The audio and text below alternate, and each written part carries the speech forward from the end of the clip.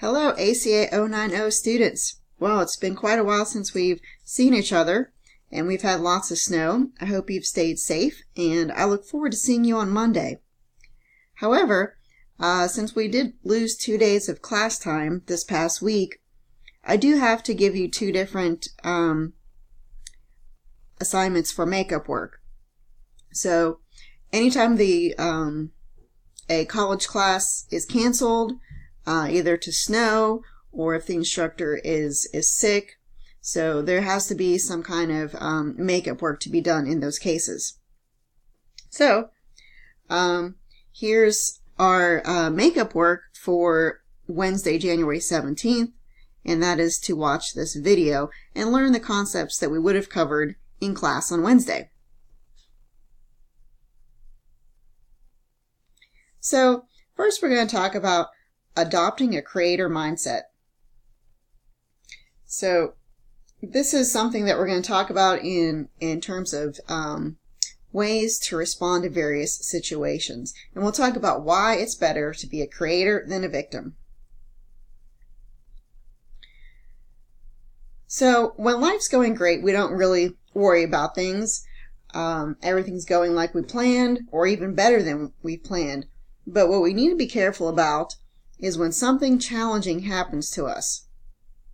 For example, let's say that you and your roommate share a car, and the gas gauge is broken on that car, so you really don't know when you're going to run out of gas. So you and your roommate have kind of made a deal that whoever uses the car needs to add some gas before they bring it back home.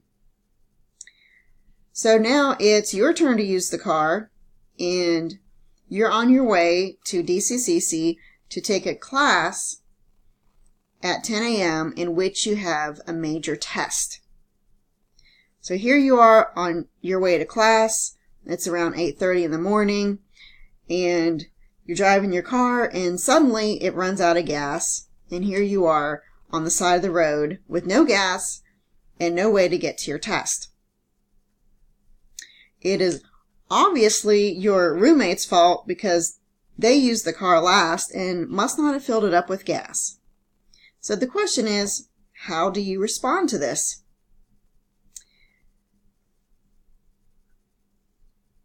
Okay, let's take a look at a decision tree here. So you can see that our stimulus right here is something bad that has happened to you, and in this case, you're on the side of the road trying to get to DCCC to take a test. And as in anything in life, when something happens to you, you have a choice in how to respond. Now this is kind of a newer concept for some people. Think about it. Something bad happens to you, whether it's your fault or not, but you have a choice in how you respond to that negative situation. So in OnCourse, we classify responses in two different ways: the victim response or the creator response. So let's see how a victim would respond in this situation. Okay, they would do things such as blame, complain, excuse, repeat behavior, maybe not even take any action, or make poor choices. So how would that play out in this example? Well, you could, for instance, blame your roommate because it was obviously their fault that they didn't put any gas in the car when they should have. You could sit on the road or on the side of the road in your car complaining. Maybe you're even yelling out some foul words with that. You could make some excuses. So just say to yourself, well, I'm not going to make it to the test. I'm going to fail this test, and it's my roommate's fault. Repeating the behavior, well, that would be not checking with your roommate or something like that. Also, you could take no action. You could just sit in your car and just kind of maybe be in shock. Or maybe you could make a poor choice, such as maybe calling your roommate and just yelling at them over the phone. So really that's not going to solve the problem, and it's not really going to get you to class either. So let's take a look at some other types of responses, and these are on the creator side.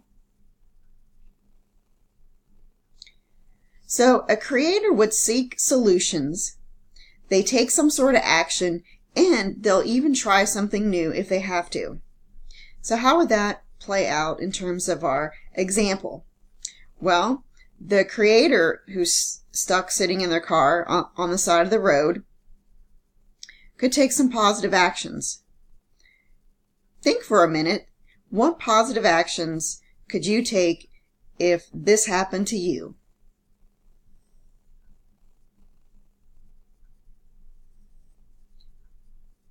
Okay, hopefully you have come up with a few thoughts. Let's go over some of the ones that I've thought of. So first of all, you could call a friend that you know is reliable and has a car, or maybe even a family member.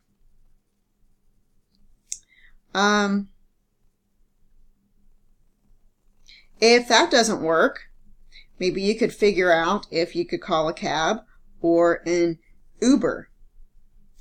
So these might be some things that might be new to you if you've never taken an Uber or some other sort of cab before, but you realize that you need to try something new because you need to really get to that test. The other thing that you might want to do is to call or email your professor from your phone to let them know that you've got a situation going on and what that is.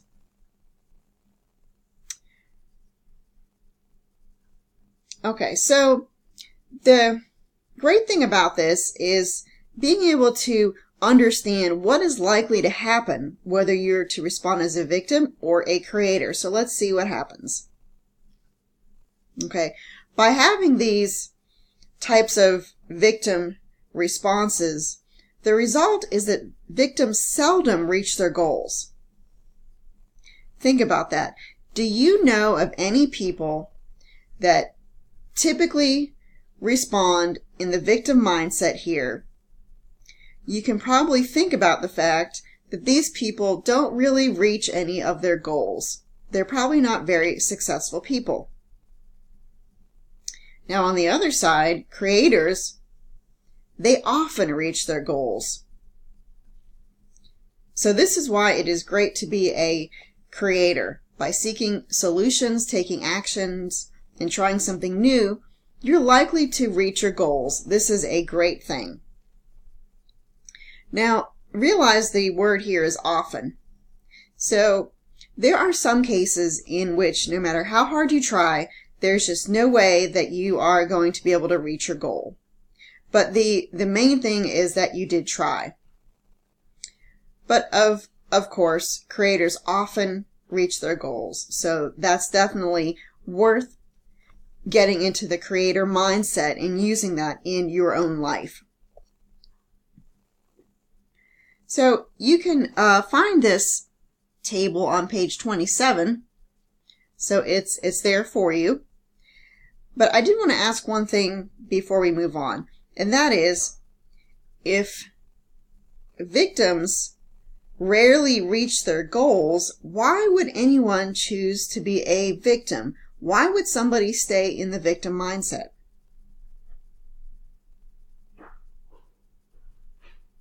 Think about that. Now, there may be several answers to this that are correct. I'm only going to mention one of those here, and that is that oftentimes we don't want to have a sense that we have failed ourselves. So to make life easier on us and to reduce all of the anxiety and stress that comes with realizing you didn't reach your goals, victims find it's easier to blame their failures on external circumstances. It's somebody else's fault. Or, well, I couldn't do it because I didn't have these tools or this money and so forth. But the sad thing in all of this is that even though victims blame other people and other circumstances, they don't reach their goals. So really there's nothing productive in terms of being a victim.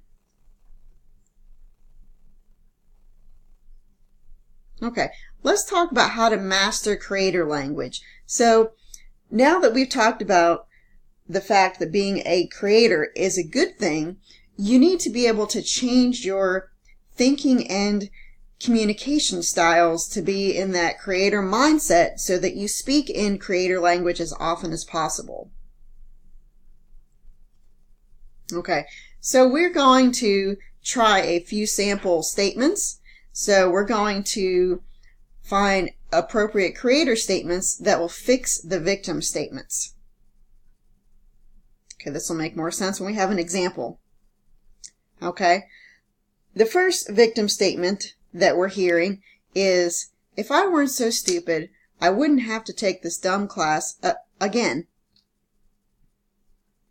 Hopefully you haven't heard that, but let's think about how a creator would reframe that situation. So the situation is a student did not pass a class and has to retake the class. So how would a creator think about that situation?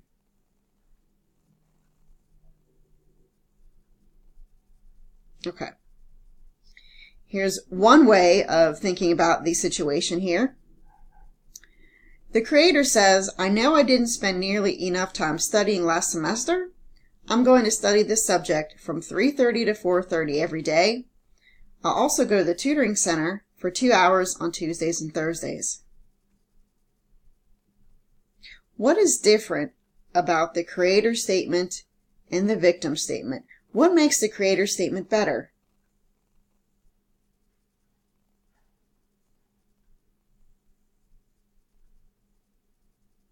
Okay, the creator basically knows what happened last time, and they're being positive in trying to come up with some actions that they can take, such as studying during a set time every day and a plan to go to the tutoring center. I would make the team if the coach was fair. Here's how a creator would approach the same situation. I'm going to increase my strength, speed, and skill so I can earn a position on the team.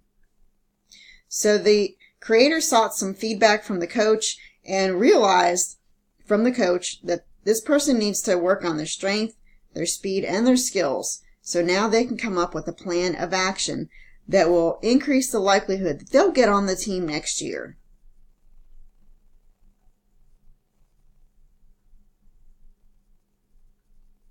Okay, here's one for you to practice. A victim says, I didn't have enough time to do the assignment. How could you fix that in a positive way?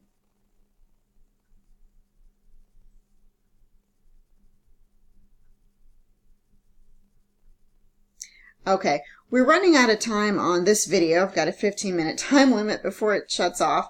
So just wanted to talk about briefly where victim thinking comes from. So you may want to be a creator, but your thought process may be stuck in victim mode.